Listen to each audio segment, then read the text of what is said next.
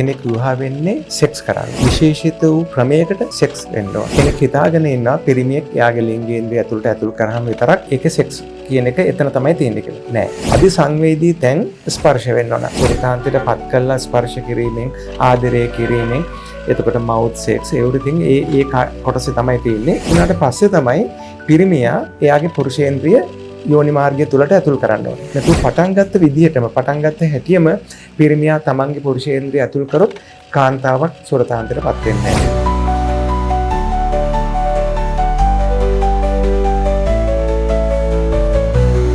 දරුවෙක් හදන්න ඕන වුණාම අපේ මූලික අවශ්‍යතාවය තමයි සෙක්ස් කියන එක.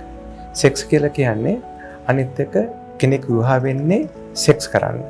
මිනිස් මූලික අවශ්‍යතා තුනෙන් එකක් තමයි සෙක්ස් කියලා කියන්නේ. එතකොට ඒ සෙක්ස් වලදී දරුවෙක් හම්බ වෙන්න ඕන නම් වෙනත් සත්වයෝ වගේ නෙමෙයි හෝමෝසෙපියන් කියන අයට බබෙක් හදන්න විශේෂිත වූ ක්‍රමයකට සෙක්ස් වෙන්න ඕන. අත්‍තරම අපේ ලෝකයේ තියෙන මේ දකුණු ආසියාවේ තියෙන ලොකු ප්‍රශ්නයක් තමයි මිනිස්සු දන්නේ නැහැ මේ සෙක්ස් කියන එක කොහොමද කෙරෙන්නේ කියන එක. කෙනෙක් හිතාගෙන ඉන්නවා පිරිමියෙක් යාගේ ලිංගේන්ද්‍රය ඇතුළට කරාම විතරක් ඒකේ සෙක්ස් කියන එක එතන තමයි තියෙන්නේ කියලා. නෑ. අපි සෙක්ස් කියන එකේදී වෙන්න ඕන දෙන්නම සතුටු වූ ගමනාන්තයකින් තමයි ඉවර වෙන්න ඕනේ. එතකොට මේ සෙක්ස් කියන එක අපි සාමාන්‍යයෙන් ජීව විද්‍යාත්මකව අපි තීරණය කරලා තියෙනවා විනාඩි 20ක කාර්යයක් තමයි සෙක්ස් කියන්නේ. ඒ කියන්නේ එයාව තමන්ගේ පාර්ට්නර්ව තුරුළු කරගත්ත තැන ඉඳලා එයා ඇඳෙන් නැගිටලා ගිය කාල සීමාව අපි කියනවා ඒක තමයි සෙක්ස් පීරියඩ් එක. සාමාන්‍යයෙන් විනාඩි 20ක කාල සීමාව. ඒකෙදි පළවෙනි විනාඩි 15 ඒකට කියන්නේ ෆෝ ප්ලේ කියලා. කියන්නේ පූර්ව සංසර්ගික ක්‍රීඩාව කියන එක ෆෝ ප්ලේ එකක්. පළවෙනි විනාඩි 15. ඒ විනාඩි 15 ඇතුළතද වෙන්නේ සාමාන්‍යයෙන් තමන්ගේ පාර්ට්නර්, ඒ කියන්නේ තමන්ගේ බිරිඳව එයාට ආදරය කරනවා, එහෙම නැත්නම් එයාට ටච් කරනවා කියන එක තමයි ඔය ෆෝ ප්ලේ කියන එකෙන් අදහස් වෙන්නේ. එයාගේ ඒකෙදි වෙන්න ඕනේ තමයි ඒ පළවෙනි සුරතාන්ත දෙකම වෙන්නේ ওই පළවෙනි විනාඩි 15 ඇතුළත. ඒ පළවෙනි විනාඩි 15 ඇතුළත වෙන්න ඕනේ කාන්තාවගේ අධි සංවේදී තැන් ස්පර්ශ වෙන්න ඕන. විශේෂයෙන්ම බෙල්ල මුල, කන යට, එතකොට පපුව, යටිබඩ, මේ තයි එක, කකුල් වල තයි එක, යෝනි මාර්ගය, යෝනි තොල්, ක්ලීටෝරිස් එක පිරිමියා විසින් ඒක ස්පර්ශ කරන්න ඕන. එහෙම ස්පර්ශ කරනකොට ඔය විනාඩි 15 ඇතුළත කාන්තාවක් දෙපාරක් විතර සොරතාන්ත වලටපත් වෙනවා. අන්නේ දෙපාරක් විතර සොරතාන්තයටපත් වුණාට පස්සේ තමයි පිරිමියා එයාගේ පුරුෂේන්ද්‍රිය යෝනි මාර්ගය තුලට ඇතුල් කරන්න ඕනේ. ඕනම පිරිමියෙක්ගේ සාමාන්‍යයෙන් එයාගේ සෙක්ස් ඩ්‍රයිව් එක පවතින විනාඩි 2ක් හෝ 3ක් තමයි උපරිම.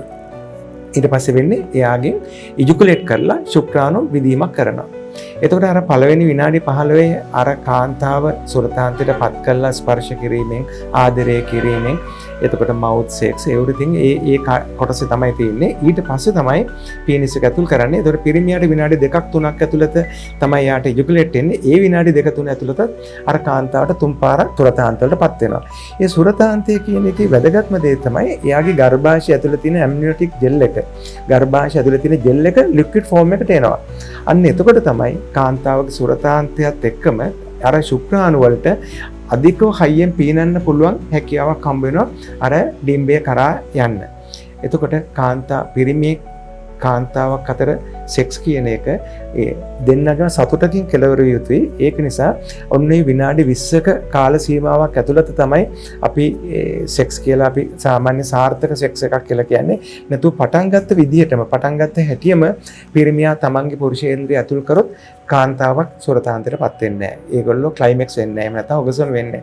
එතකොට වෙන්නේ අසම්පූර්ණ ලිංගික කාර්යයකින් තමයි ඉවර වෙන්නේ. මොකද කාන්තාව සතුටු වුණේ නැත්නම් එතන සතුටක් කියන එක ඇති වෙන්නේ නැහැ. ඒ සතුට තුළ එයාගේ ඩෝපමින් කියලා හෝමෝන් එකක් උනනවා. ඒ ඩෝපමින් ඒක පිටියුටරි එකේ GnRH කියලා ගොනඩ්‍රොපින් රිලීස් හෝමෝන් කියන එකක් හදනවා.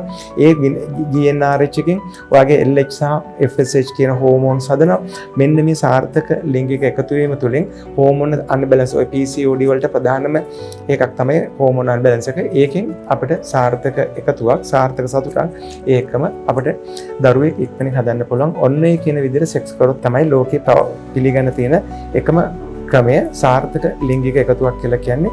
ඔය විනාඩි 20ක් ඇතුළත ෆෝ ප්ලේ එකට විනාඩි 15ක් අතරලා ඊට පස්සේ ලිංගේන්ද්‍රය ඇතුල් කරලා පිරිමියා විසින් ඊට පස්සේ ශුක්‍රාණු පිට කිරීමෙන් තමයි අපිට බබෙක් හදන්න ලේසිම ක්‍රමය. බොහොම